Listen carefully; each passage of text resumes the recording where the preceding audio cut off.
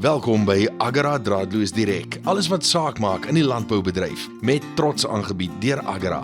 Agra, a better life. Goeiedag Draadloos Direk luisteraars.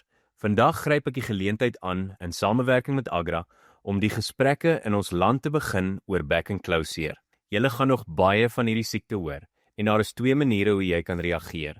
Jy kan die inligting aangryp en deel maak van jou, of jy kan dink dat jy nie hoef te luister nie, want jy is mos nie 'n boer nie, en so jouself deel maak van die probleem.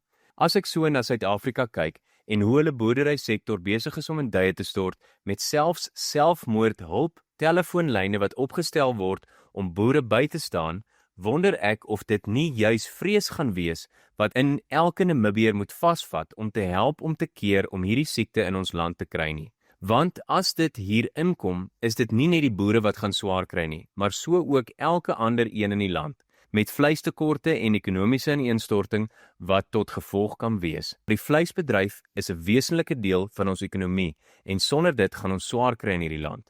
Ek wil die gesprek begin deur met die mense te praat wat reis. Julle is ons grootste bekommerte en vrees, want jy, jou lyf, jou klere, jou kar en die kos en die diereprodukte in jou koelboks kan die siekte oordra na ons land. En dan ry jy nog en versprei dit reg oor die land. Het jy geweet die siekte kan lewendig bly in longe van mense tot 48 uur? So moet nie eers daai droewors of kaas in die koelboks pak en beplan om dit oor die grens weg te steek net om harrekwas te wees nie. Jy stel ons almal in gevaar.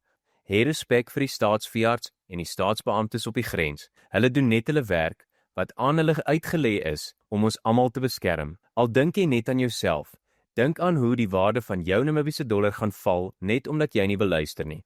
As ons nou die regte ding doen, spring ons hom dalk die keer vry.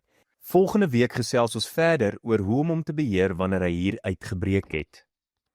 Dit was Agra Draadloos Direk vir hierdie week. Skakel weer in vir nog insigte en nuus, met trots aangebied deur Agra. Agra, a better life.